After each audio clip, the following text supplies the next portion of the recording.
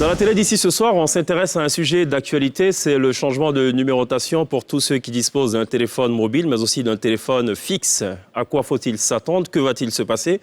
Quelles sont par ailleurs les conséquences à la fois pour le régulateur, mais aussi pour les opérateurs de téléphonie? On en parle volontiers tout au long de cette émission avec 4 invités. Eloge Béonao, il est le directeur informatique de MTN.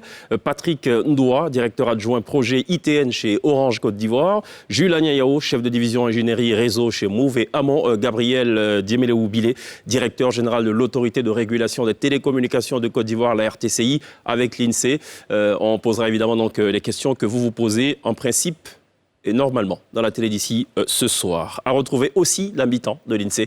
Et pour le volet artistique sur la scène de la télé d'ici live, ce soir, une artiste qui aujourd'hui est largement diffusée sur les médias. Elle fait partie d'ailleurs du top 20 des meilleurs hits du moment signé Nostalgie. C'est Raïti qui nous offrira 2 titres live, pour ainsi dire, sur la scène de la télé d'ici. L'essentiel de ce que vous êtes toujours en droit de savoir ici, la télé d'ici. Bonsoir, bienvenue.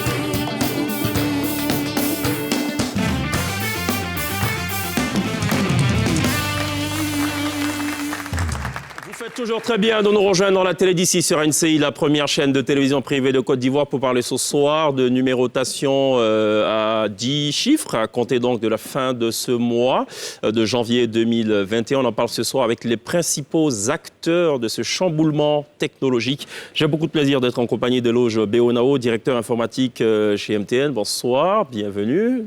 Bonsoir. Merci de répondre à l'invitation de la télé d'ici. Ce qui va se passer, c'est grave ou pas? On ne pourrait pas dire grave. Déjà, je voulais dire yellow à tout le monde. Donc, c'est comme ça qu'on s'allie chez nous. Et déjà, quand on regarde l'année 2000, on a eu un passage donc de 6 chiffres à 8 chiffres. Et il n'y a rien de nouveau donc. D'accord. C'est juste en fait dans la progression de la technologie, nous nous retrouvons face à des limites que nous devons pouvoir gravir grâce à l'aide de notre... Il n'y a pas lieu de s'inquiéter. Voilà, exact. Tout va très bien. Merci beaucoup. Bon, très bien. En tout cas, merci d'être là. Merci également à Patrick Ndoa, qui est directeur adjoint projet ITN chez Orange Côte d'Ivoire. Bienvenue. Merci. Merci de répondre à l'invitation de la télé d'ici. Merci à l'équipe NCI pour l'invitation. C'est un réel plaisir d'être sur ce plateau. Le décor est très bien. J'aimerais, au nom du directeur général, de la directrice générale adjointe et de l'ensemble du comité de direction, souhaiter une bonne et heureuse année 2021. D'accord, très bien. Voilà qui est dit. En tout cas, merci d'être là. Jules Agnayao, vous êtes chef de division ingénierie réseau chez Move Côte d'Ivoire. Merci d'être là. Merci. Donc, il n'y a pas de lieu à s'inquiéter. On est d'accord? Ah non, pas du tout. Voilà. Donc, on peut arrêter l'émission, c'est bon, tout est OK, ça va? On va expliquer, effectivement. Très bien, d'accord. On va très bien expliquer, on va détailler de sorte que tout le monde soit très bien informé. Voilà, c'est le but de cette émission. En tout cas, merci d'être là, messieurs. Merci également à Bilé Diemeleou, qui est le directeur général de l'autorité de régulation des télécommunications de Côte d'Ivoire, la RTCI. Bonsoir, bienvenue. Bonsoir. Qu'est-ce qui va se passer avec cette affaire?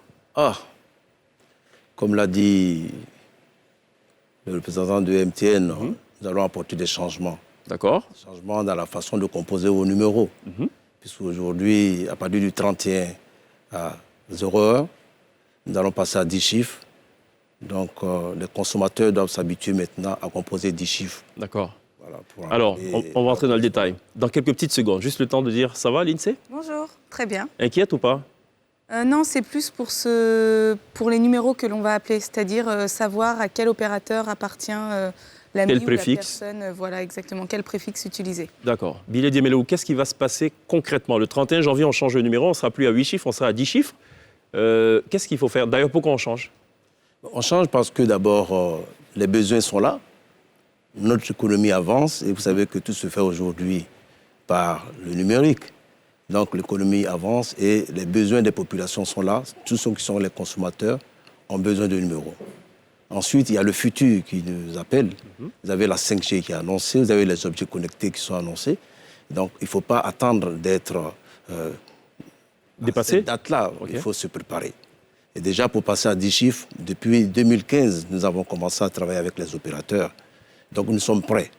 Et la date retenue est celle, bien sûr, proposée par le Conseil des ministres. Et nous sommes prêts pour que cela se fasse. On a parlé de capacité d'absorption de la plateforme. Autrement dit, on ne peut plus supporter les 8 chiffres, il faut passer à 10 chiffres. Tout à fait. Et les 10 chiffres, il y a une capacité, on a entendu parler de combien de milliards de possibilités? De 10 milliards, mais quand même assez structuré.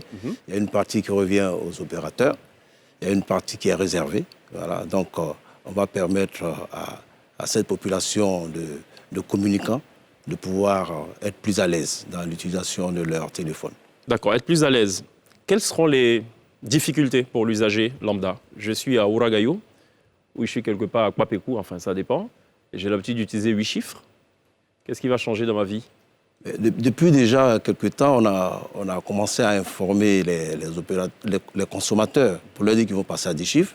Donc, selon son appartenance, s'il est d'un réseau, sans faire de publicité, d'un réseau de MTN. Oui, pour une fois, on peut tout dire. Voilà, MTN, le numéro qu'il a, Orange, puisque c'est un numéro MTN, ouais. mais maintenant, par rapport à ce mobile-là, il va mettre un 05. Voilà, son numéro devient 05 plus les 8 chiffres qu'il avait. D'accord. Pour ne pas faire de jaloux, avec Orange, cette fois-ci, ça sera 07 plus le numéro Orange qu'il avait. Et puis avec Move, bien sûr, le 01 avec le numéro Move qu'il avait. Voilà, il y a d'autres petites modifications, mais ça sera forcément facile pour le consommateur. Alors, question voilà pour vous trois, messieurs, à l'observation de cette transition, enfin, on va dire, je failli dire numérique ou technologiquement, changement de numérotation. Quand on regarde ce qui s'est passé dans bien de pays, il y a toujours une sorte de risque de déperdition en termes de nombre d'abonnés, en termes de compréhension même du mécanisme et tout. Quelle est votre inquiétude, vous, à ce jour? Je reste toujours sur l'exemple de Kwapekou. Je pense qu'il n'y a pas lieu de s'inquiéter. C'est vrai que l'opération a eu lieu la première fois en Côte d'Ivoire, je crois, en 2000, le 15 janvier 2000. Ça fait 20 ans aujourd'hui. 21 ans. 21 ans. On a la maîtrise technique pour faire ce type d'opération. Donc, on en fait régulièrement. Donc, il n'y a pas lieu de s'inquiéter. Je pense qu'on doit rassurer les populations. C'est vraiment une opération majeure, mais elle est totalement maîtrisée par les différents... Vous êtes du point de vue du régulateur et de l'opérateur technique. Ça se comprend. D'ailleurs, vous êtes sur le plateau, ça veut dire que vous maîtrisez votre job. C'est la bonne nouvelle. Je me mets toujours du côté de l'usager. Il n'a pas de smartphone. Il a près de 2000 numéros dans son téléphone. Qu'est-ce qu'il doit faire chaque fois qu'il doit appeler? Il faut qu'il rajoute un préfixe. Donc, il faut qu'il change tous les numéros qu'il a dans son répertoire. Qu'est-ce qu'il faut faire? Si je peux me permettre. Donc, permettez-vous. Voilà.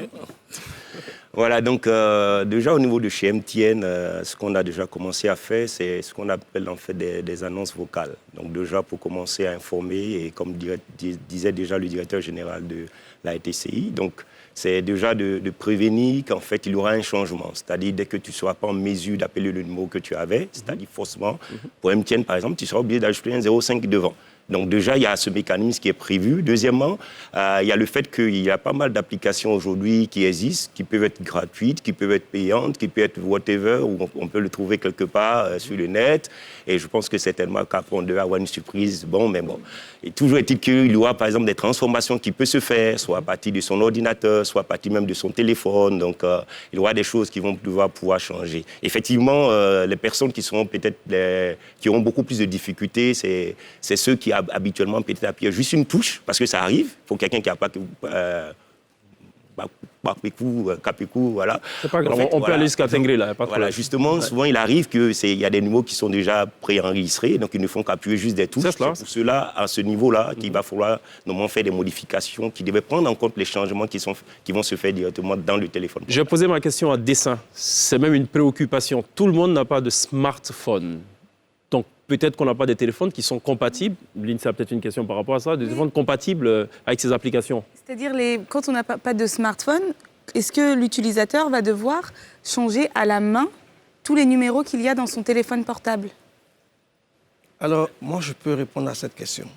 Il y a deux éléments. Il y a ceux qui ont des smartphones et ceux qui n'en ont pas. Donc, nous sommes en train de réfléchir à trouver des solutions pour ces deux types d'abonnés que nous avons. Vous êtes en train de chercher des solutions? Oui, les solutions sont en train d'être finalisées. Voilà. L'échéance est dans 3 semaines? Oui, je pense qu'elles sont elles seront prêtes. Je pense que, disons qu'on est à peu près à 95% de finalisation. Donc, rassurer les populations pour leur dire, oui, en 2020, il y aura des solutions pour répondre à ces préoccupations. Que vous ayez un smartphone ou que vous ayez un téléphone normal qui est un futuphone. Donc, on a des solutions prévues pour cela. Est-ce que ça va se faire manuellement ou pas? On va se tourner tout à l'heure vers le régulateur. Alors, elle est précise, la préoccupation de l'INSEE. Mais elle a un smartphone, donc ce n'est pas une question personnelle. Oui, mais elle pense à ceux qui n'en disposent pas. Il y a beaucoup de personnes qui n'en ont pas, et du coup, est-ce qu'il doit changer? Est-ce que la personne doit changer à la main tous les numéros de téléphone? En fait, ce qu'il faut noter, c'est qu'on ne rentre pas dans le répertoire du client pour faire ces changements. Que vous ayez un smartphone ou un futuphone, il y aura une action de la part du client. Dans ce que nous on fait, on aura des mécanismes où on dira au client comment il va effectivement faire ses actions. Donc ça, c'est vraiment prévu pour répondre justement à cette préoccupation pour tout type de clients que nous avons. Est-ce qu'on peut en parler maintenant? Ces actions à faire? On est quand même à 3 semaines. Vous avez l'opportunité justement d'en parler à toute la population. Est-ce qu'on peut... Ou est-ce un secret de... Nous sommes en train de finaliser. Professionnel. En fait, nous sommes en train de finaliser ces différents points. Avant de mettre une solution sur le marché, il faut vraiment que nous... Visiblement, Move veut réagir. Voilà. Écoutez, au niveau de Move, nous mettons nos abonnés au centre, justement, de notre entreprise. Et nous avons pensé à ça, effectivement. Pour les smartphones, c'est plus simple, parce que les applications pilulent sur la toile, voilà. Et il y aura certainement des applications que nous mettrons à disposition, voilà, qui seront utilisées par les abonnés de Move. Et pour revenir justement aux feature phones dont ils ont parlé, ça veut dire les téléphones qui n'ont pas la possibilité de télécharger des applications et tout, Move a pensé à ces abonnés-là. Et il y a 2 aspects. Donc, il y a la possibilité de se rendre donc, en agence, voilà, avec le téléphone. Voilà, et ils pourront donc faire des conversions directes en agence ou des points de vente. Il y a ces possibilités-là que nous comptons offrir à nos... Ça va prendre combien de temps cette opération de conversion? Non, c'est du tic au tac. Hein. Si j'ai 1000 numéros de téléphone, c'est du tic au tac? Non, c'est rapide. C'est rapide. C'est vraiment la technologie. Et vous êtes suffisamment dimensionné pour accueillir ce trop-plein? Enfin, voilà, ça c'est la première solution dont je parlais. Et il y a une autre solution, effectivement, qu'on pourra justement envoyer des messages de configuration et autres à des partenaires, pardon, à nos abonnés, et donc qui pourront justement recevoir et configurer automatiquement le répertoire, ou même envoyer des messages, un SMS ou bien un USSD, comme on le dit souvent, avec le numéro et qui est converti systématiquement. Enfin, c'est une panoplie de solutions que nous allons mettre à disposition à partir du 31 janvier 2021. Il n'y a pas de risque de bug? Parce que vous savez qu'à chaque échéance, tout le monde se jette pratiquement à corps perdu pour justement trouver ces solutions que vous refusez de révéler, mais bon, qui visiblement existent à 95%. Nous avons eu plus de 8 mois, justement, à développer, tester, retester, se rassurer que on n'aura pas ces problèmes de bugs. D'accord. Alors, Billet Diéméléou, la campagne, j'ai envie de dire institutionnelle, a été menée par l'organe que vous dirigez. Est-ce que vous avez la garantie que tout le monde a compris le message? On a vu les belles affiches. C'est très beau, très limpide et tout. Est-ce que vous pensez que dans les contrées reculées du pays, on a compris, on a perçu le sens du message? Je ne peux pas vous dire sur ce plateau que tout le monde a compris.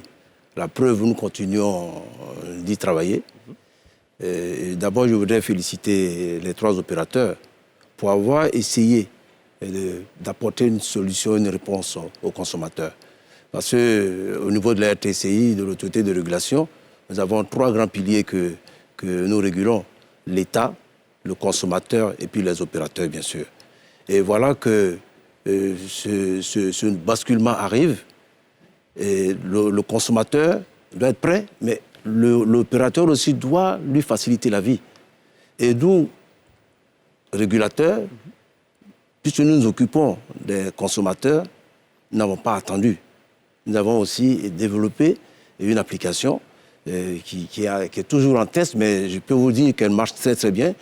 Et notre ambition, notre objectif, c'est de le rendre gratuit aux consommateurs, parce que notre rôle aussi, c'est de veiller à la bonne consommation, à la bonne utilisation des produits des opérateurs. Donc, nous devons les aider. Voilà. Donc, je peux vous dire que... Techniquement, tout le monde est prêt. Tout le monde est prêt. Nous travaillons depuis, comme il a dit, depuis 2015, nous y travaillons. Et les tests se font presque tout le temps. Nous avons des réunions de coordination et de revue disons, du programme de mise en œuvre de ce plan de basculement. Et nous, ça m'étonnerait bien qu'on échoue. D'accord. D'abord, nous faisons confiance. Voilà. Eloge Béonao, vous voulez réagir? Oui, voilà. Donc, en fait, nous rendons la vie de nos clients radieuse. Et donc, nous continuons aussi à travailler, comme le disaient les autres collègues tout à l'heure. Donc là, par exemple, aujourd'hui même en l'état, ceux, par exemple, qui veulent garder leur contact téléphonique, on a des applications qui existent pour les feature phones, comme on le dit, en fait, les petits téléphones, qui permettent de les sauvegarder, les garder directement en ligne. Et du coup, il y aura un changement systématique qui va se faire à ce niveau-là. Donc, ils n'auront pas grand-chose à faire. Donc, on facilite vraiment la vie des clients, puisqu'ils l'ont déjà, pour ceux qui ont ce service, ils l'ont déjà de facto. Et on travaille aussi vraiment de manière très, très, très étroite avec le régulateur et pour se rassurer qu'on sera prêt normalement au dernier jour. Mais on verra sur nos clients, nos abonnés, qui n'ont pas d'inquiétude à se faire. L'INSEE. Et comment faire attention concernant les applications, à ne pas, par exemple, utiliser une application frauduleuse? Et dans un deuxième temps, concernant les applications, qu'en est-il de la protection de nos données? Voilà. De données à caractère personnel. Justement. Alors ça, c'est une question déjà qui s'adresse premièrement aux régulateurs, dont le rôle est par ailleurs de défendre les intérêts des usagers. Les usagers. Et après, on se tournera vers... Tout à fait. Vous voyez un peu, l'autorité de régulation n'est pas que pour la régulation des télécommunications. Nous sommes aussi l'autorité de protection au niveau de la Côte d'Ivoire. Et il faut faire attention lorsqu'on utilise des applications. Il ne faut pas les utiliser sans avoir fait valider un certain nombre de formules. Parce que vous manipulez ainsi aussi les données des consommateurs. Et ce n'est pas souvent aisé. Et il y a aussi des sanctions qui peuvent venir par la suite. Donc l'autorité de protection veille à ce que tous ceux qui vont vouloir utiliser... des applications fassent au moins connaître ce qu'ils vont, comment ils vont. À ce propos, vous avez publié 2 communiqués à une semaine d'intervalle. Le premier communiqué disait tout simplement que c'était fake news, tous ces opérateurs qui proposaient de développer des applications.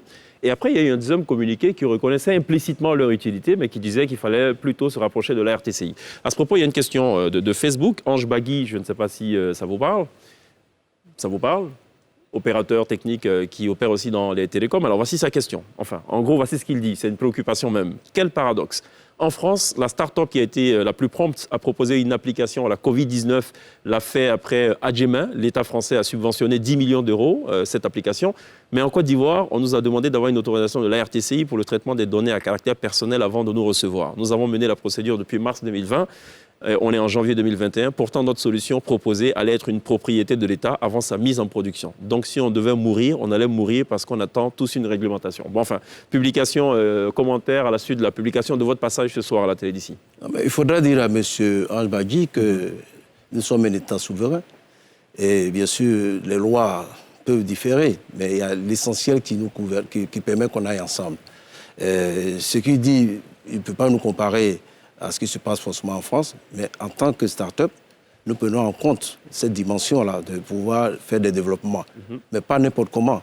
Il faut tenir compte aussi de nos spécificités et de notre fonctionnement. C'est pourquoi l'autorité de protection veille à ce qu'on ne fasse pas, je ne peux pas dire n'importe quoi, mais qu'on le fasse selon un certain ordre et qu'on se fasse, puisque nous y veillons, qu'on se fasse surveiller aussi. Parce que manipuler les données des consommateurs, des utilisateurs, ce n'est pas une bonne chose. On est d'accord. On peut punir. Absolument. On punit d'ailleurs. Voilà. Absolument. C'est problématique et c'est même à l'échelle internationale. Je pense qu'ils pourraient nous rencontrer pour qu'on en parle encore plus. Et est-ce qu'il n'y aurait pas, pourquoi pas, une application, on va dire, officielle? C'est-à-dire une application qui regrouperait donc tous les opérateurs, qui regrouperait tout le monde, la RTCI, et comme ça, une application qui nous permet de... Madame, c'est ce que je vous dis, que la RTCI a développé une application qui sera gratuite. Et ça n'empêche pas aux opérateurs, s'ils veulent conserver leur clientèle et qu'ils veulent leur offrir autre chose en plus de l'application, qu'ils aient leur application. Mais nous offrons une application gratuite et je pense que nous travaillons en synergie. Et tout à l'heure, avant de monter sur le plateau, nous en avons parlé. Et donc, nous sommes prêts à échanger et puis rendre la vie facile aux consommateurs. Absolument. Patrick Ndoa voulait réagir. Je voulais juste dire que les applications qu'on mettra à la disposition de nos clients sont totalement gratuites. Ça, c'est le premier élément. Et puis, il y aura un déploiement d'une assistance de nos différents supports pour vraiment assister nos clients justement à pouvoir faire des manipulations sur les futurs sons. Et puis, pour toutes les personnes qui auront des difficultés justement à pouvoir télécharger l'application et à faire les manipulations, il y a forcément nos différents canaux pour pouvoir justement traiter ce problème. Donc, nous, il n'y a pas d'inquiétude à se faire à ce niveau. Alors, moi, je vais revenir sur la question du bug. Est-ce que vous avez la garantie que vous avez envisagé toutes les hypothèses possibles? Parce qu'on parle quand même de millions d'utilisateurs avec des individus qui ont parfois 2, 3 téléphones dans leur possession de la même société de téléphonie. Est-ce que vous y avez pensé? Si oui, est-ce que vous avez la garantie qu'au 1er février de cette année, tout va bien se passer, comme dans du beurre? Donc, si je prends la parole, donc, je veux juste regarder dans le miroir et rappeler 2000. Tout le monde a parlé du bug de 2000. On était tous inquiets, chacun a travaillé à son niveau, et après, on est passé, on dit waouh. Bon, on ne s'est pas rendu compte qu'il y a eu vraiment un bug. À part ceux, je pense, qui n'ont pas pu, ou bien qui l'avaient codé en dur. Donc, et depuis plus de 8 mois, on travaille avec le régulateur, on travaille même avec les autres opérateurs, on a des réunions, on travaille, on continue de le faire. Et ce n'est pas le seul projet qu'on a eu avec le régulateur. On a eu par exemple la portabilité. Tout le monde se disait est-ce que ça allait marcher. On va y arriver. On a vu aussi. On va y arriver. Donc, coup, on va parler de portabilité tout à l'heure. On est passé de technologie à technologie, on l'a senti et on continue. Et nous sommes très heureux de travailler avec le régulateur là-dessus. Nous sommes régis même bien au contraire par les DCP, justement, comme vous parlez tout à l'heure des données à caractère personnel. Et même qui nous conduisent totalement dans notre démarche que nous avons, autant même pour produire nos chiffres, autant même pour échanger même avec des partenaires, autant même pour échanger même avec même des sous-traitants. On a à respecter cette réglementation au niveau des DCP. Donc du coup, aujourd'hui, on a travaillé et nous sommes confiants que le 31, pour nous, ça sera du easy, donc ça sera très simple, ça sera très facile. Mais on ne pourra jamais dire qu'il y aura 0. Est-ce qu'il y a une approche nulle part. D'accord. Est-ce qu'il y a une approche B2B, une approche entreprise aussi? Oui, bien sûr. Oui, effectivement. Oui, à l'unisson. C'est la bonne nouvelle. C'est la bonne nouvelle. Si vous me répondez en 30 secondes, je suis l'homme le plus heureux. Bien sûr, enfin, on a pensé à tout le monde. Et effectivement, les entreprises aujourd'hui, ce sont des partenaires sûrs. Voilà. Et on ne fait rien dans ce sens-là sans qu'ils soient impliqués dès le départ. D'accord. Voilà. Donc, que ce soit les numéros entreprises donc, qui leur sont attribués, ou même que ce soit les services. Voilà, tous les services donc, qui sont attribués par ces entreprises-là. On a déjà effectivement fait des tests avec ces entreprises. Nous avons confirmé un certain nombre de choses. Voilà, et puis, voilà. Vous êtes rassurés, vous rassurez aussi les usagers. On marque une pause, messieurs. On va droit à la pub. On revient dans quelques instants, ne vous en faites pas. On est encore ensemble pour une bonne vingtaine de minutes.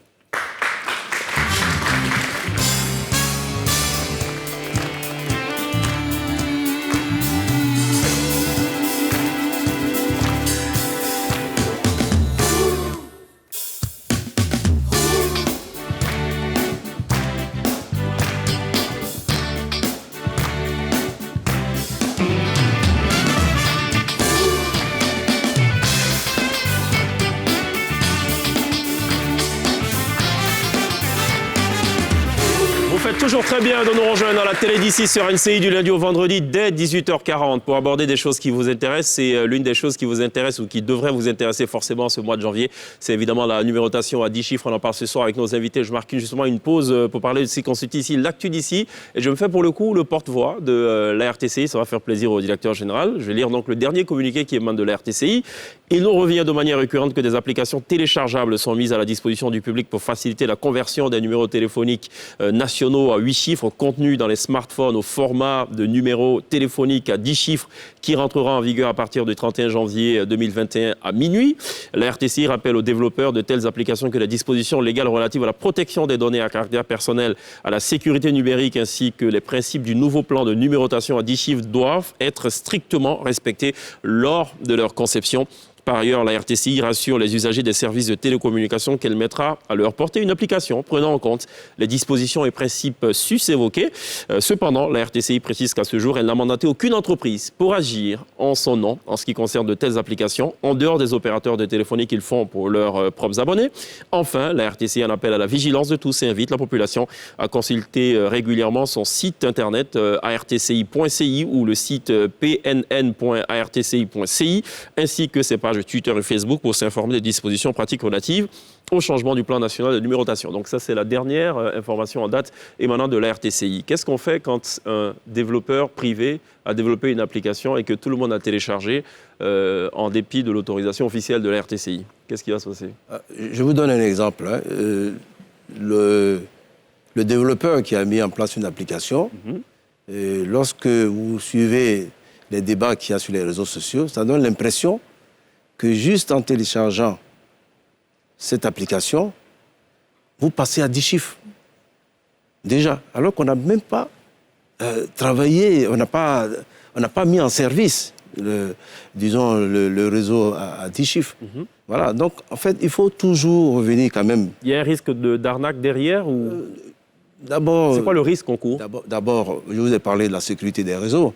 Je vous ai parlé aussi de la protection des données à caractère personnel. Il y a des consommateurs qui peuvent avoir leur numéro qui peut être vendu à des structures commerciales ou autres.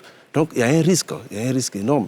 C'est pourquoi la RTCI interpelle. Et puis, lorsqu'on utilise le logo de la RTCI pour dire qu'on a été mandaté, on n'a mandaté personne. On voulait le faire savoir parce que je ne peux pas dire que c'est de l'arnaque, mais ce n'est pas nous qui les avons mandatés. D'accord. Ça a le mérite d'être clair. L'INSEE? Est-ce que les numéros d'urgence sont concernés? Je parle pour la police, les pompiers. Non, les numéros d'urgence, puisque vous êtes assez précise là, ne sont pas concernés. C'est pareil aussi pour les numéros spéciaux commençant par 800, 900, ne sont pas concernés. Et les fameux numéros courts ou numéros surtaxés? Non plus. Non plus, d'accord. Seulement, je vois qu'on parle beaucoup plus des autres types d'exploitation. On n'a pas encore parlé des numéros fixes. C'est cela. Parce qu'il y a des numéros fixes. L'INSEE avait une autre préoccupation sur la capacité d'absorption de la plateforme. Est-ce qu'il y a un risque de saturation avec les 10 chiffres? Puisque là, on est passé de 8 à 10 chiffres. C'est viable pendant combien de temps? 50 ans. On va maintenant suivre 50 ans. 50 ans. 50 ans pour les réseaux des opérateurs. Et dans 50 ans, on passera à 12 chiffres? Comment ça va se passer? Vous avez vu, on vous a dit tout à l'heure que ça a été aisé pour passer à 10 chiffres. Le 15 janvier 2000. Oui. Ça sera aisé le 31 janvier 2021. Et chaque fois, il y aura des personnes peut-être plus compétentes que nous qui vont continuer ces bonnes actions. Mais est-ce qu'on parle des actions faites par des jeunes Ivoiriens? Oui. Voilà, on n'a pas eu recours à des compétences extérieures. La RTCI y a travaillé, les opérateurs y ont travaillé et nous aboutirons le 31 janvier. D'accord. Est-ce qu'il y a risque donc qu'on part dans 50 ans sur 12 chiffres, 14, 16? 20. Tout dépendra des besoins qui se présenteront à nous. Absolument. Bon, d'accord. C'est une réponse très institutionnelle. Alors, qu'est-ce que je devais vous dire d'autre? Absolument, je suis d'accord. Quand les besoins se présentent, mais on essaie de satisfaire et on arrive toujours à satisfaire les besoins. D'accord. Alors, Elo Juonao a parlé tout à l'heure de portabilité. Quelqu'un a parlé de portabilité. Est-ce que c'est fonctionnel, cette affaire? Je rappelle, la portabilité, c'est la possibilité pour un usager d'un numéro de téléphone appartenant à une société de téléphonie A de migrer avec ce même numéro vers un opérateur de téléphonie B. C'est bien ça. Est-ce que ça marche techniquement, cette affaire? Oui, ça marche très bien. Je veux dire, mon propre DG a changé son numéro. Monsieur Djibril Ouattara, il a dû changer son numéro puisqu'il était chez Move. Dès qu'il est arrivé en Côte d'Ivoire et qu'il a repris les rênes de MTN, il a dû changer rapidement son numéro. Et ça marche très bien. D'accord. Je pense qu'en fait... Est-ce que les Ivoiriens ont adhéré, honnêtement? Est-ce que fondamentalement, on a changé de numéro? Moi, je le mettrais de en société. comparaison aux banques. Regardez aujourd'hui les banques. Quand quelqu'un a grandi dans une banque, quand il était peut-être à l'école, à l'INSET, il était peut-être à la BCC, après, il continue de rester là jusqu'à 20 ans, 30 ans, et après, jusqu'à ce qu'il y a un changement, il y a quelque chose qui va opérer, c'est à peu près le même. Mais ça existe, il y a des nouvelles banques qui arrient, il y en a qui sont digitales. Oui, mais c'est comme ça que j'ai... Oui, mais dans le constat que vous avez fait, est-ce que... Oui, non, on voit bien... Est-ce qu'il y a une migration massive? Oui, il y a eu des entreprises qui ont totalement migré, selon leurs besoins, en fonction du fait qu'elles voulaient avoir juste tout le portfolio qui était lié justement justement à l'entreprise qui était chez un seul opérateur. Il y a des individus de manière unique aussi qui veulent justement le faire. On le sent. Maintenant, jusqu'à quel degré, bon, ça dépendra. C'est le degré qui m'intéresse. Peut-être que Billet Diemelo peut répondre. Nous sommes à peu près à 10%, de personnes qui vont vers la portabilité. Et je pense que c'est quelque chose de majeur pour le développement de la Côte d'Ivoire. Vous voyez, vous ne vous sentez pas bien chez un opérateur, vous avez la possibilité de passer chez un autre en gardant votre numéro. C'est cela. C'est vrai qu'il y a beaucoup de personnes qui ne le savent pas. Je demande aux, et en gardant votre répertoire téléphonique aussi. Je demande aux opérateurs d'en faire la grande communication. Mais comprenez aussi l'opérateur. Il ne va pas se permettre de vous dire que cela existe. Bon, après, ils ont communiqué, c'est vrai, au début. Demain, il peut perdre aussi son client. Comme il peut gagner aussi un autre client. avantage, parce qu'il peut aussi en gagner. Ouais. Voilà. Donc, c'est pourquoi il faut communiquer là-dessus. Et nous avons mis dans notre budget de 2021 une grande communication sur la portabilité. Parce que le consommateur doit le savoir. Il peut changer d'opérateur en gardant son numéro. À tout moment? À tout moment. Il suffit simplement qu'il respecte le timing qu'il faut. C'est tout. Donc, cela est possible. Nous sommes un pays en grande évolution par notre économie.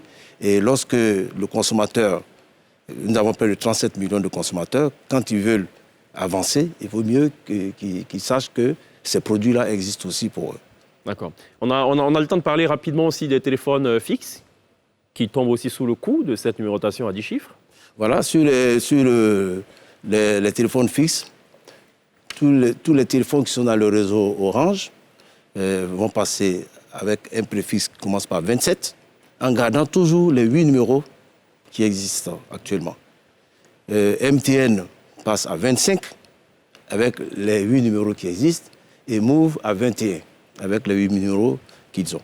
Donc, vous voyez que nous avons pensé à tout le monde et cela va permettre vraiment aux consommateurs d'être informés bien avant.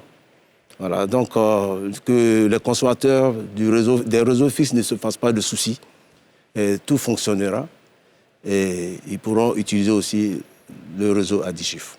Très bien. Alors, à vous entendre, monsieur, tout va bien. C'est la bonne nouvelle. Il n'y a pas lieu de s'inquiéter. 31 janvier, on bascule à minuit. 1er février, tout est beau dans le meilleur de monde. Est-ce qu'on peut parler des problèmes des télécoms? On a l'occasion inestimable, unique, d'avoir les 3 opérateurs et d'avoir le régulateur en face. C'est bien. Donc, celui qui tient pas la carotte, mais le bâton. D'accord? On va parler des problèmes. Alors, dans le cahier des charges, les opérateurs ont une obligation de respect d'un certain nombre de services. Les appels qui sont émis devraient, en principe, aboutir. Qu'est-ce qui se passe quand ça n'aboutit pas? Il y a des pénalités? Bien sûr. Il y a des pénalités, mais notre rôle n'est pas que de faire des pénalités. Oui, mais on parle du volet pénal. Enfin, alors, pénalité. N'est pas que de faire des pénalités. Nous faisons d'abord, nous avons dans notre programmation des contrôles, ce qu'on appelle la qualité de service, des audits de réseau. Nous les faisons 2 fois par an, donc chaque 6 mois. Nous allons sur les réseaux des opérateurs pour constater le bon fonctionnement de ces réseaux-là. Est-ce que les cahiers des charges sont respectés? Quand les cahiers des charges ne sont pas respectés, il y a des points qui sont retenus. Et après, nous faisons un bilan pour dire à tel opérateur ou tel autre, vous avez une pénalité de temps et temps. Donc, nous comprenons très bien, mais on ne les fixe pas au hasard. C'est après moult échanges. Voilà, nous travaillons dessus et puis bon, ils conviennent avec nous qu'effectivement, cette pénalité... Bon, il y a des contestations. Mais, vous savez, nous sommes aussi un organe quasi juridictionnel. Donc, il nous arrive de nous retrouver parfois en justice. Mais toujours est-il que lorsque les arguments sont bien présentés, nous arrivons à convaincre. Nous faisons aussi des contrôles inopinés. C'est-à-dire que nous n'attendons pas que nous soyons en audit, mais il nous arrive de rentrer dans le réseau d'un opérateur pour constater sur place que ce réseau fonctionne bien ou pas. Est-ce que le cahier des charges est respecté? Mais ces contrôles inopinés sont faits sans sanction. Voilà. C'est juste aussi demander à l'opérateur d'être vigilant et d'être toujours à l'écoute des consommateurs et de leur apporter toujours le meilleur service. Alors, on va peut-être marquer une petite pause. hein, si vous le permettez. On va revenir tout à l'heure aux pénalités. Mais en fait, en gros, c'est vraiment d'essayer de comprendre un peu le jeu, comment ça fonctionne, parce que les griefs sont nombreux dans les causeries sur les bancs publics, mais également sur les réseaux sociaux. Est-ce que quelque part, ce n'est pas dans l'intérêt de la RTCI de dire aussi « j'ai visité Orange, j'ai visité MTN, j'ai visité Move, j'ai constaté que les choses ne fonctionnent pas comme ça devrait le faire, enfin comme ça devrait l'être et tout, voici la sanction qui a été appliquée ou alors voici la mise en garde. Et de l'autre côté, nous améliorons nos services pour le bien-être des usagers. On va en parler sans tabou, on l'espère. On marque une pause, il y a la pub. On revient juste après.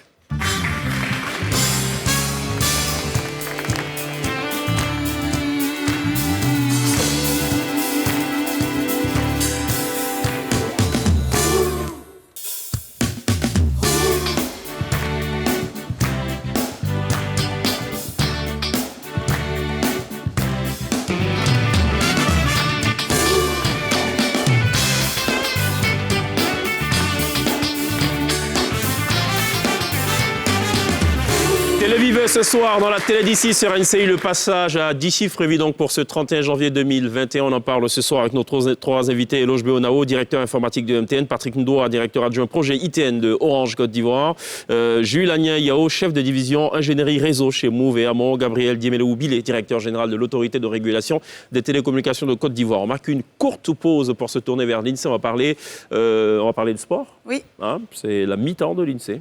Jingle et on débrief ou on déroule juste après.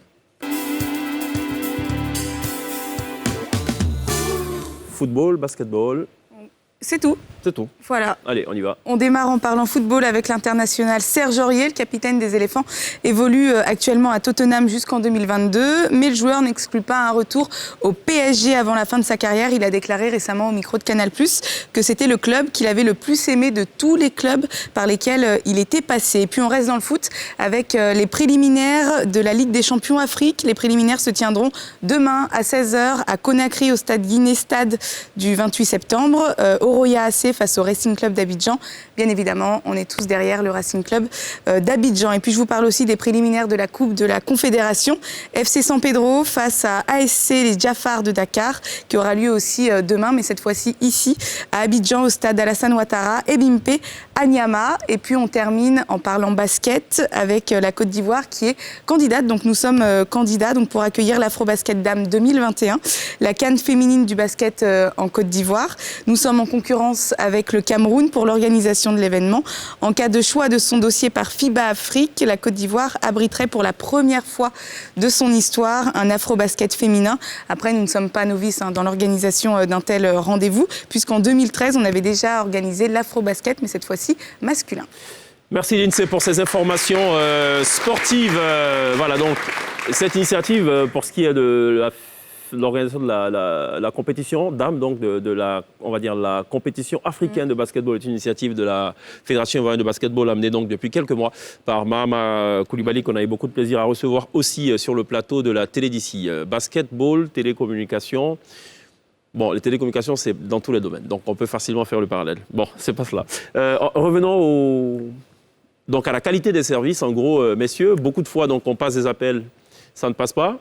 C'est dû à quoi généralement ? Peut-être pour rassurer les populations. Il y a deux éléments importants qui impactent justement la qualité du service. Il y a ce qu'on appelle la transmission. Les problèmes de transmission, c'est dû généralement au problème au déplacement d'ouvrages. Donc quand il y a des ouvrages qui sont réalisés, très souvent les machinistes déterrent nos câbles, il y a ces gens de coupure. Et donc, nous, pour anticiper justement sur ces points-là, on a basculé la plupart de nos câbles sur la fibre. Ça, c'est le premier élément. Et puis, il y a aussi le problème de l'électricité. L'électricité primaire qui est fournie par la CIE. C'est vrai que quand on a pris toutes les dispositions de sorte à ce que quand l'énergie primaire est interrompue, on passe par les groupes électrogènes. Mais vous savez que les groupes électrogènes ont une capacité justement qui est limitée. Donc, c'est vraiment ces deux facteurs-là qui sont à la base justement des différentes coupures que nous avons. Et puis, effectivement, il y a les pénalités prévues par l'RTCI. Donc, on discute beaucoup sur ces points. C'est des pénalité. Il faut situer la responsabilité, effectivement. Non, ce n'est pas de notre faute, c'est soit la CIE. Enfin. Si c'est de notre responsabilité, Orange est amené à payer des pénalités. Dans le cas spécifique d'Orange, il y a eu aussi cette période de sabotage quand même, avec Il y a eu notamment beaucoup- des actes de vandalisme sur vos il y a eu équipements. Effectivement, une période importante de sabotage. Je pense qu'on a même prévu une brigade de surveillance de notre réseau et cette brigade est toujours fonctionnelle, ce qui a permis justement d'atténuer justement ces points. Je pense que c'est vraiment l'occasion de rappeler aux différentes populations que nous sommes là pour les servir, le réseau leur appartient. Et donc, quand il y a des travaux à faire, que ce soit des entreprises ou des particuliers, il faut vraiment de la prudence. Et puis, il faut que chacun puisse veiller aux différents réseaux qui sont déployés pour le bien-être des populations. Alors, avant de poursuivre avec MTN et Move, juste l'avis déjà du régulateur, donc de l'État de Côte d'Ivoire. Dans ce cas de figure où l'opérateur a du mal à exercer convenablement son travail pour des raisons essentiellement sécuritaires, quel est le niveau d'intervention de l'État? D'abord, c'est d'abord de conseiller. Lorsque vous avez un chantier, il faut que ceux qui sont mandatés par l'État puissent informer non seulement le régulateur, mais surtout les opérateurs. Non, mais bien des fois, les câbles ne sont pas forcément sur les sites. Hein. Quand on déterre des câbles de fibre optique, là, c'est compliqué, je pense, à gérer pour eux. Là, vous m'avez parlé de sabotage. Bon, c'est bien sûr l'opérateur qui l'apprécie. Mais quand il apprécie qu'il y a eu un sabotage, il informe le régulateur. Parce que nous travaillons en parfaite harmonie. Il informe le régulateur d'une situation et nous portons cela à celui qui s'occupe de la réglementation. Nous allons vers l'État. Pour dire, attention, nous avons un cas de malversation ou bien un cas de coupure abusive. De sabotage et de sabotage. Et donc, nous finissons par apprécier et donner raison à l'opérateur concerné. Mais la réparation se fait autrement. Nous avons même mis en place une plateforme regroupant les opérateurs, l'État et bien sûr le régulateur. Un cadre de dialogue permanent. Permanent sur la qualité de service. D'accord. Okay. Est-ce que vous partagez donc les mêmes problématiques au niveau de MTN d'abord et Move ensuite? Okay. D'accord. Donc au niveau MTN, je crois que notre collègue l'a dit. Donc, en plus déjà du sabotage qui est aussi qui nous affecte aussi. On pourrait dire qu'il y a aussi l'extension de la ville, parce que c'est des éléments qu'on ne prend pas en compte. Mais quand on regarde aujourd'hui, en allant vers Bata, la vie qui était là-bas il y a 2 ans en arrière, ce n'est plus la même. Donc il y a quasiment un prolongement, donc il y a toute une modernisation. Avec tout ce qui se fait, on constate que la ville prend beaucoup plus d'ampleur. C'est quoi? Qu'est-ce qui pose un problème? C'est la concentration de la population? Donc, et en plus, d'autres se déplacent dans certains endroits qui n'étaient pas couverts à ce moment précis. Donc il faut prévoir dans un plan de couverture qui fait partie directement des investissements. On veut plus de 50 milliards d'investissements quasiment par an pour se rassurer qu'on arrive normalement à pouvoir couvrir, à satisfaire nos clients. Donc il y a ce point-là en fait que je voulais aussi rehausser pour dire qu'il y a ce point qui apparaît, donc qui pour nous aussi, en plus de ce que déjà le collègue a déjà dit. Juliao? Ok, au niveau de Move, effectivement, on rencontre pratiquement les mêmes problèmes que mes collègues. Voilà, et surtout au niveau du vandalisme. Donc les années dernières, nous avons été beaucoup victimes. Alors, je prends un cas très simple. On a l'énergie sur nos sites. Il arrive qu'il y a des malfaiteurs donc, qui passent récupérer les batteries. Lorsqu'il y a une coupure d'électricité, voilà, il n'y a pas de sauvegarde de batterie et puis le site, il est coupé. Mais il vous revient à vous de sécuriser vos sites? Bien sûr, justement, pour la sécurisation, c'est un vaste projet que nous avons mené. Et au fur et à mesure, donc, nous déployons des technologies, ou même pour sécuriser donc, nos différents sites, y compris les batteries. Les malfaiteurs, ils déploient encore plus de technologies, effectivement, je ne sais pas à leur niveau. Donc, ils arrivent à casser même, il arrive qu'on barricade des batteries, ils viennent, ils cassent en pleine nuit et tout. Enfin, c'est pour juste vous donner un aperçu de ce qui se passe justement dans le pays lointain. Voilà, et nous avons approché effectivement le régulateur, donc plusieurs fois, et il nous accompagne effectivement dans ce sens-là, il nous aide justement, et avec la police. Est-ce que vos services Internet sont aussi affectés? Exactement. De la même façon? Oui. Bien sûr, en fait. Par ricochet même, j'ai envie de dire. Voilà, par ricochet. Ah bon, systématiquement? C'est systématique. On pourrait parler par exemple de la cybersécurité, justement. Et il y a eu des moments où on a travaillé justement avec Orange pour essayer de faire une task force, pour réfléchir à voir comment on pourrait se mettre ensemble, essayer de voir exactement s'il y a des problèmes peut-être d'attaque à leur niveau, comment est-ce que nous, de notre côté, on peut interchanger justement pour anticiper. Et nous aussi, de notre côté aussi, comment échanger. On n'avait pas pu le faire avec les collègues de Move, mais au moins c'était comme ça. Après, c'est après qu'on a dû les ajouter, mais c'est un peu ça. Donc ça vous dit qu'aujourd'hui, autant on développe l'Internet, et tout à l'heure on parlait par exemple des applications. C'est vrai que la RTCI va faire une com, mais ça ne va pas empêcher des gens d'aller sur le net et télécharger ce qu'ils ont envie de télécharger. Avec juste en acceptant, en cliquant justement sur les droits d'utilisation ou toutes les règles qui vont avec. Les fameuses conditions générales. Merci beaucoup. On n'a pas, pas le temps de lire. Exactement, qu'on n'a jamais le temps de lire. On voit jusqu'en bas, on clique et on va. Et donc du coup, il y a aussi cet impact. Autant l'Internet est développé, autant aussi d'autres réfléchissent. La même manière qu'on réfléchit à mettre des solutions en place, ils réfléchissent à comment faire pour retirer, répondre des informations. Il y a un élément important. C'est vrai qu'il y a les problèmes qu'on vient d'évoquer. Ce qu'il faut noter chez Orange, la qualité de réseau est dans notre ADN. Et donc, c'est vrai qu'il y a des problèmes. Donc, on investit massivement sur la qualité de notre réseau. Bon, aujourd'hui, par an, c'est à peu près 100 milliards que nous mettons pour justement rénover notre réseau et puis faire l'extension. Ce qu'il faut noter, c'est que, tenant compte justement de ces différentes coupures qu'on a, pour toujours garantir la qualité du réseau, on a doublé nos câblages. C'est-à-dire qu'on avait un seul chemin. Hier, aujourd'hui, on est passé à 2, voire 3 chemins. Donc, si un chemin est coupé, on peut basculer sur le deuxième. Si le deuxième est coupé, on peut basculer sur le troisième.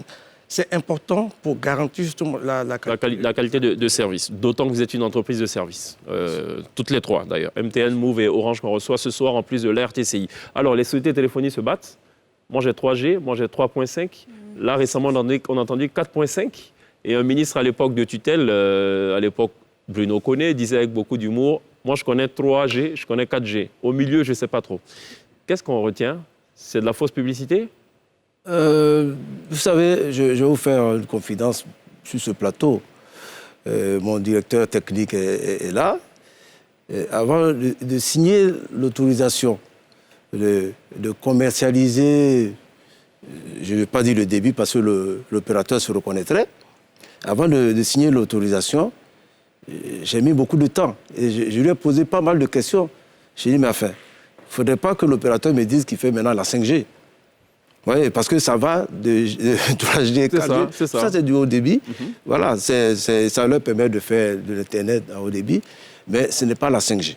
Voilà, ce n'est pas la 5G. D'accord. Voilà, c'est des débits plus rapides, mais ce n'est pas la 5G. Mais le sentiment, c'est que parfois, on a l'impression qu'on nous vend, qu'on nous vend de la 4G. Dans la pratique, ça rame, pour parler très vulgaire. Est-ce que c'est 4G que de nom? C'est vous qui l'avez constaté. Vous avez constaté pareil, l'INSEE? Oui, est-ce que c'est juste un nom qu'on vend ou bien est-ce que c'est réellement performant? On va faire un petit test. Dans le public, à ma gauche, si vous pensez que ce que j'ai dit est vrai, vous applaudissez. Si ce n'est pas le cas, bon, on n'applaudissez surtout pas. Donc, c'est pas vrai ce que j'ai dit. Non, comprenez que sur ce plateau, je pense que les opérateurs sont là eux-mêmes. Ouais. C'est des produits qu'ils ont, ils peuvent vous en parler. Ben, le régulateur constate. Voilà, je vois difficilement Orange me dire c'est vrai, je vous ai dit 4G, mais ce n'est pas 4G. MTN me dire on vous a trompé. Ou Move, non, ils ne me diront jamais ça. Donc, bon, j'aimerais quand même l'avis du régulateur. Comment est-ce qu'on a cette certitude? Est-ce que vous êtes satisfait du service? Voilà. Que ce soit 4G, 3G, 4,5G, est-ce que vous êtes satisfait du service? Parfois non, vu que... On ne sait pas où mettre le curseur quand on dit est-ce que vous êtes satisfait ou pas. Enfin, c'est tellement subjectif. Je pense que nous, lorsque nous faisons l'audit, les résultats que nous... confirment bel et bien que ce qui est proposé, c'est ce qui est effectif. C'est ce qu'ils ont proposé et c'est conforme. Voilà. D'accord. Allez-y. Voilà, donc en fait, si je peux me le permettre encore, il y a forcément des zones, comme je le disais tout à l'heure, il y a des zones de forte concentration. Donc du coup, quand vous vous retrouvez dans des zones, si on veut rentrer vraiment dans les détails telco, vous allez voir que plus vous êtes dans la même zone, dans la même cellule, avec le nombre de connexions, vous pouvez avoir cette expérience peut-être qui pourrait être dégradée, mais qui ne va pas jusqu'à un certain niveau. Comme aussi, vous pouvez être dans une zone, vous allez vous rendre compte que vous êtes à 200%, à 300%. Oui, mais quand on est dans une zone à forte concentration, on est légitimement fondé à attendre aussi de la 4G, parce qu'on nous a vendu de la 4G, Même si vous avez la 4G, peut-être que vous n'allez pas atteindre peut-être le débit que vous avez, qui était escompté, peut-être les 100 mégas ou les 200 mégas. Peut-être que vous allez oui, mais est-ce que ça, ce n'est pas un problème fondamentalement? Si on prend juste l'exemple du centre des affaires, le plateau, où on vend un certain débit aux opérateurs, aux administrations publiques, et parce qu'il y a une forte concentration, on n'a plus ce débit-là. Est-ce que ça, c'est normal? C'est pas ce qu'on dit, en fait. On dit simplement que ça peut expliquer exactement que dans certains endroits, vous avez ce genre de problème. Mais on ne fait pas juste une optimisation ou une concentration juste pour attendre qu'il y ait juste des personnes pour se rendre dans ce lieu. C'est des calculs, c'est des optimisations. Il y a un ensemble d'éléments qu'on ne met pas derrière. Aujourd'hui, de la même manière, comme vous le dites, nous, on a des clients qui reviennent qui disent « Ah, waouh, je suis satisfait ».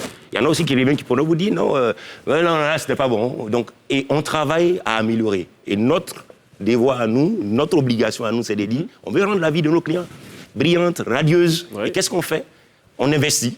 On s'améliore, on a des contrôles qui sont faits par la RTCI, on a nous-mêmes nos propres contrôles qu'on met qui sont très souvent liés à nos groupes en termes de fonctionnement, en termes de marque, voilà, et qui nous disent voilà exactement où vous en êtes, mais il faut passer à l'autre cap. Et c'est ce qu'on fait d'année en année, on va encore en progression. Donc on veut rassurer nos clients, on veut rassurer la population, qu'on continue de travailler. Mais en quoi le passage à 10 chiffres va faciliter la 5G? Quel est le lien?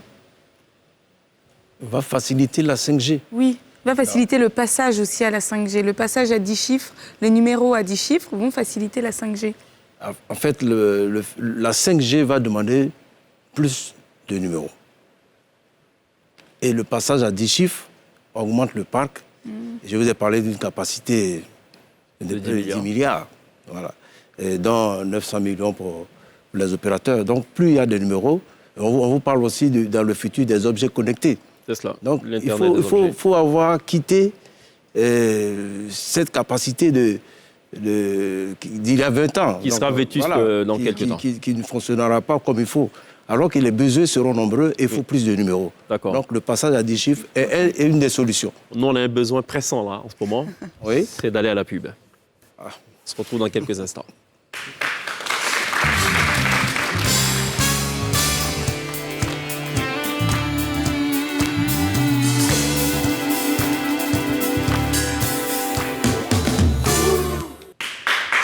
Retour sur le plateau de la télé d'ici pour le tout dernier virage de cette émission consacrée entièrement, enfin en grande partie en tout cas, à la question de la numérotation à 10 chiffres qui passe, donc on passera de 8 à 10 chiffres au soir du 31 janvier et le 1er février, tout se passera bien, si l'on en croit en tout cas nos 4 intervenants ce soir. Orange qui veut conclure en 30 secondes, qui nous a fait la promesse de conclure en 30 secondes. Bien sûr, donc merci pour cette invitation. J'espère que ces échanges ont pu permettre à nos populations et nos clients d'avoir le maximum d'informations. Orange reste totalement disponible pour accompagner nos clients dans cette opération majeure. Respectons les gestes barrières, le virus circule toujours. D'accord. Au nom du directeur général d'Etienne, M. Djibril Ouattara, je voudrais vous dire merci à la télé d'ici, merci à nos téléspectateurs. Le passage de 8 chiffres à 10 chiffres, ce sera du waouh avec un petit M. Alors, nous voudrons, au niveau de Move, rassurer tous nos abonnés que Move aujourd'hui est prêt donc pour le basculement à 10 digits à partir du 31 janvier 2021. Et en plus de ça, informer justement toute la population que Move investit donc beaucoup d'argent voilà, pour moderniser son réseau et même pour fournir très bientôt un réseau 5G. D'accord, très bien. Alors, le régulateur se veut des plus rassurants. D'abord, vous dire merci à la structure qui nous accueille aujourd'hui. Et puis, vous dire que la RTCI, l'autorité de régulation, fera tout pour que ce basculement ait lieu. Je voudrais vous rappeler que tout cela a été possible grâce, bien sûr, à la Côte d'Ivoire qui se développe, grâce à son chef d'État, le président Alassane Ouattara, qui nous a mis tous ses moyens pour que nous puissions effectivement faire ce basculement.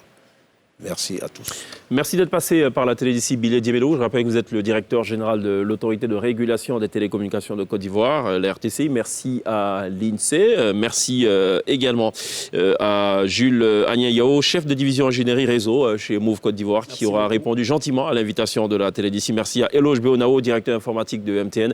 Merci également à Orange Côte d'Ivoire, représenté par Patrick Ndoa, directeur adjoint projet ITN chez Orange Côte d'Ivoire. On vous laisse en compagnie d'une artiste. Elle est diplômée en pêche à la marine marchande. Jusque-là, ça n'a absolument rien à voir avec la musique, mais ce serait se méprendre que de penser cela, puisque sa première rencontre avec l'univers musical date de l'âge... Non, elle avait 8 ans à l'époque. Elle écoutait, en fait, elle prenait plaisir à écouter sa mère. C'est ainsi qu'est né donc son amour pour la musique. Et en 2014, elle va s'exporter, s'installer au Maroc, puisque là-bas, elle décroche plusieurs contrats d'interprétation parce qu'elle est d'abord et avant tout interprète. Elle est aujourd'hui chef d'entreprise. Elle s'adonne à la musique. Elle évolue dans la variété musicale. Elle a sorti récemment son tout premier single intitulé Mon Étoile. Elle caracole en tête des hits, notamment dans le Nostatop où elle est 3e en ce moment. Nostatop à suivre d'ailleurs tous les jours, du lundi au vendredi, à 10h30 sur NCI pour la quotidienne et l'intégrale le samedi à 16h30 avec Jean-Charles. Ce soir, elle est live sur la scène de la télé d'ici, d'abord pour une reprise de Back to Back de Amy Winehouse, suivi de Mon Étoile, son premier single. On se retrouve demain. D'ici là, take care. Haïti est live sur la scène de la télé d'ici.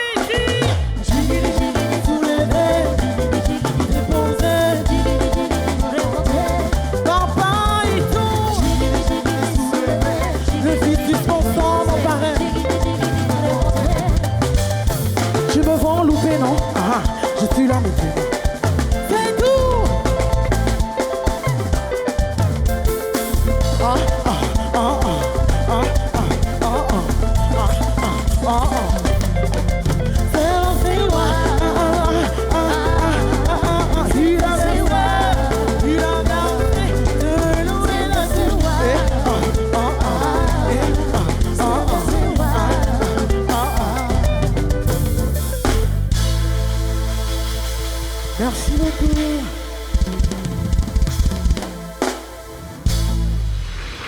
Righty, merci de l'applaudir et merci aux étudiants de l'école supérieure Saint-Charles de Pougon qui nous ont accompagnés. Bravo. Good job.